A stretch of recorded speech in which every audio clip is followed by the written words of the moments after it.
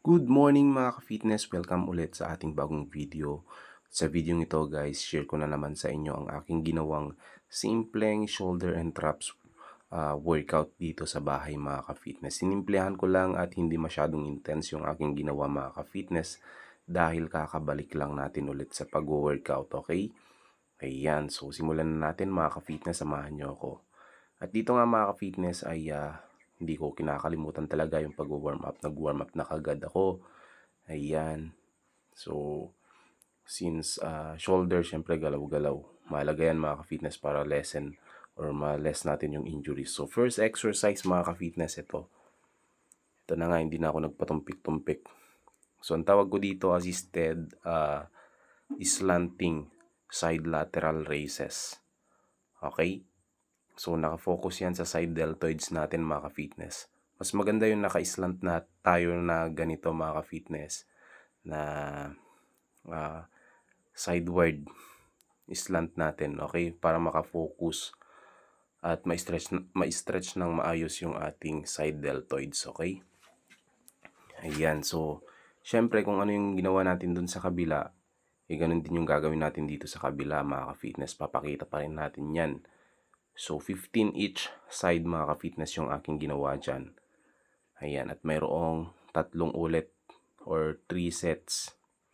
So, goods na yun mga ka-fitness para sa aking side deltoids. At syempre yung bigat niyan katamtaman lang din. So, tamang ngalay, tamang-tama sa ating side deltoids mga ka-fitness. Ulitin ko, 3 sets and consist of 15 repetition each side. Okay? And next mga ka-fitness, upright row. Okay? Para sa ating side deltoids pa rin to. Okay? Dalawang workout yung ginawa ko sa side deltoids kasi hindi masyadong nawo-workout yan mga ka-fitness. Kaya nagdadagdag ako or nag-add ako ng additional para sa side deltoids kasi medyo mas mahirap na i-build yung side deltoids mga ka-fitness. Kaya nag-add ako ng isa pang exercise mga ka-fitness, which is ito upright row mga ka-fitness. Goods na goods din ito kasi. Pero nasa sa inyo yan kung gagayahin yung dalawang exercise para sa side deltoids mga ka-fitness. Kasi para sa akin lang to, okay? Nag-add ako kasi nahirapan akong palakihin yung aking side deltoids. Okay? So, ang ginawa ko dyan mga ka-fitness, sinagad ko yung repetition ko dyan. Ginawa kong 30 repetition. Okay? At mayroong 3 sets. Ayan. So, ganyan lang pagpe-perform mga ka-fitness ng upright row. Ayan o. So, medyo light lang yung ating weights dyan. Okay? Ayan. So, next mga ka-fitness. Okay? Shoulder press. Okay? Seated shoulder press. So, 4 na galon yung ating bubuhatin dyan mga ka-fitness.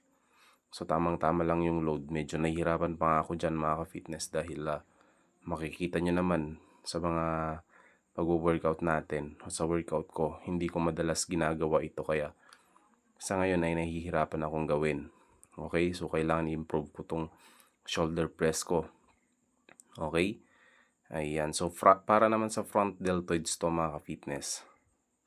Ayan. So, kung may upuan kayo, may matibay kayong upuan, at meron kayong ganitong weights mga ka-fitness, pwede nyo itong gawin para sa front deltoids. So, ang ginawa ko dyan mga ka-fitness, 3 sets and consist of 13 repetitions. Agad na yun mga ka-fitness. Gagawin ko sanang 15 pero hindi ko kaya. So, 13 repetition lang mga ka-fitness. Goods na ako dun. Ayan o. So, hirap na nga ako dyan mga ka-fitness eh. Ayan o. Pero kaya yan mga ka-fitness. Ayan, so kababalik lang naman natin mga ka-fitness eh. Ayan, so ito na yung pang-apat na exercise mga ka-fitness. Hindi mawawala yung rear delt workout mga ka-fitness pag ako ay nag-workout ng aking shoulder. Okay? So, ang tawag ko dito sa workout na to mga ka-fitness ay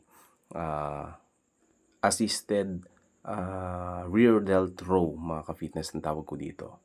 Okay? So, tamang-tama lang yung bigat na niload ko dito mga ka-fitness para sa akin. So, kung gagayahin nyo to mga ka-fitness, wag nyong gagayahin muna yung weights. Okay, focus muna kayo sa form. Okay, para sa rear delt to mga ka-fitness So, ang ginawa ko dyan mga ka-fitness ay 3 sets and consists of 15 repetition. And proceed tayo sa last exercise mga ka-fitness. Okay, para mabuo natin yung shoulder and traps workout. So, sa mga nakakapanood nitong mga ka-fitness, nitong workout na to, yung buong workout na to ay siguro alam na nila to. Okay? So, para sa traps mga ka-fitness, ang tawag ko dito, traps shrugs. Okay? So, ang ginawa ko dito mga ka-fitness ay 20 repetition. Okay? 5 galon yung load ng aking stick mga ka-fitness. Okay? Ayan o. Yan, 20 repetition mga ka-fitness yung ginawa ko dyan. At mapapansin nyo, medyo naka-lean forward yung aking katawan dyan. Okay? Okay, 3 sets yung ginawa ko dun mga ka-fitness. At dito na nga, tapos na tayo dito mga ka-fitness. Ayan o. Tamang squeeze or flex na lang tayo dito. Ayan, so medyo nag-pump up kaagad yung ating shoulder mga ka-fitness. Oh. Ayun mga ka-fitness yung aking naging workout today, and sana nakatulong and sana nagustuhan nyo. And please follow and like and share naman itong video na to mga ka-fitness para marami pa tayong matulungan mga ka-fitness. Okay? See you on